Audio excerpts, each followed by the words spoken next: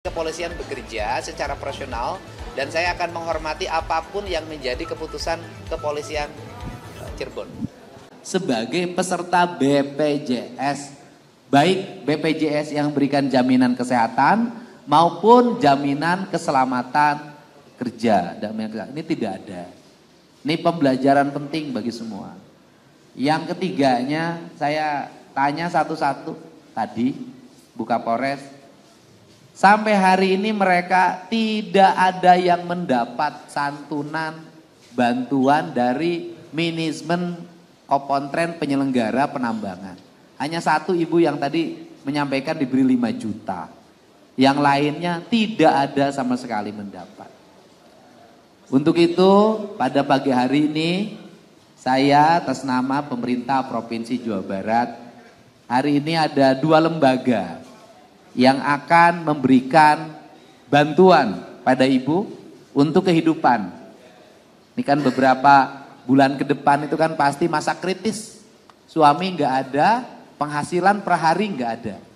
Nanti ada bantuan untuk beberapa bulan ke depan agar ibu survive. Artinya masih bisa makan, masih bisa minum. Kemudian ada 2 lembaga, yang satu dari Baznas Provinsi Jawa Barat, yang satu dari Bank Jabar Peduli, ya, banknya Provinsi Jawa Barat dan Banten. Nah, 2 akan.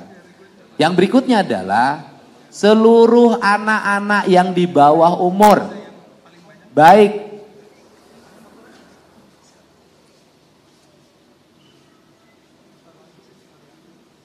yang sekolah maupun yang tidak sekolah, semuanya menjadi tanggung jawab saya untuk makan dalam setiap hari. Pak Sekda tolong dicatetin. Dan Kepala Dinas Pendidikan mencatatkan yang sekolah untuk tetap bersekolah. Yang SD tetap sekolah SD. Yang masuk SMP masuk SMP. Yang masuk SMA masuk SMA. Nggak boleh putus sekolahnya. Dan semuanya menjadi tanggung jawab gubernur untuk pendidikannya dan makannya. Karena ini adalah kelalaian kami. Kelalaian negara tidak hadir memberikan tindakan yang nyata terhadap sebuah peristiwa yang akan dan pada akhirnya menimbulkan korban jiwa. Jadi ibu nggak usah khawatir terhadap makan dan susu anak-anaknya. Saya menanggung seluruh biaya hidup anak-anaknya dan saya menanggung biaya pendidikannya. Dan selanjutnya Kepala Baznas, korbannya berapa Bu semuanya?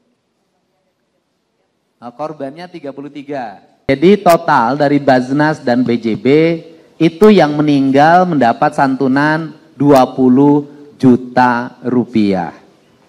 Nah, nanti ditambah oleh saya masing-masing 5 juta per yang meninggal di luar tanggungan terhadap anak-anaknya dan di luar tanggungan untuk biaya hidup anak-anaknya. Jadi semuanya mendapat 25 juta rupiah untuk yang meninggal dan kemudian untuk yang mengalami luka ringan mendapat 10 juta, untuk yang diamputasi, hilang kaki dua-duanya, kami menyiapkan 50 juta. Karena dia harus merecovery hidup. Ya. Itu saja dan habis setelah ini nanti tinggal mengurus rekeningnya, kita tidak memberikan uang tunai.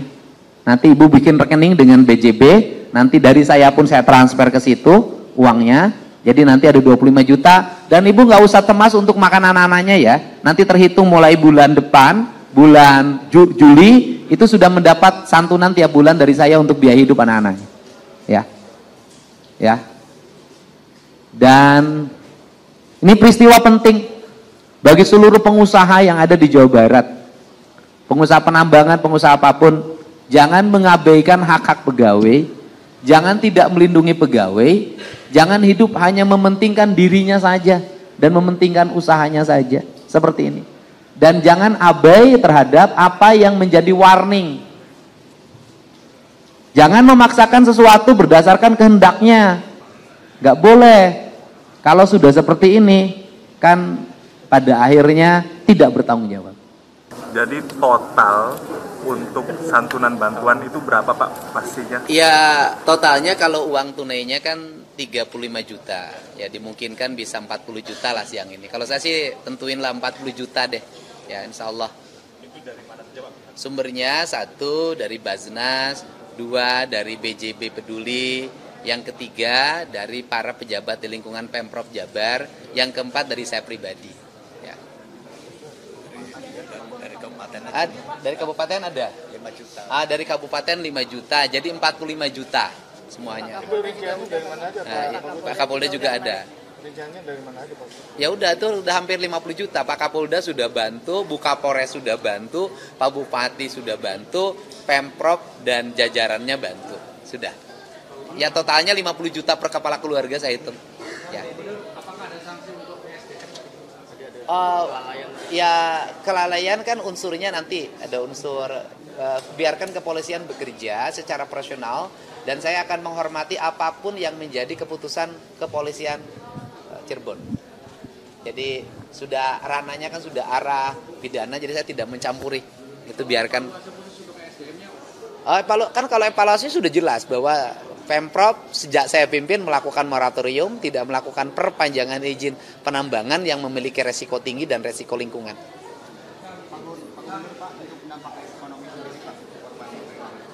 Kenapa?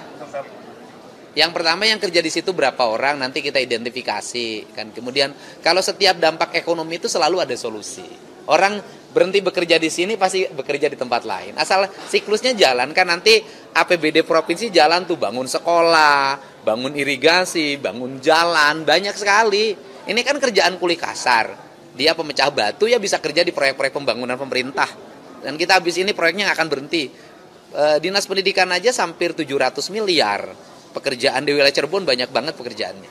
Ya. Pak, untuk bantuan pendidikan itu pastikan sampai anaknya SMA, tamat SMA, karena jumlahnya sangat banyak. Tetapi kalau mereka ingin meneruskan perguruan tinggi nggak ada problem. Kita pasti support, asalkan memiliki kualifikasi.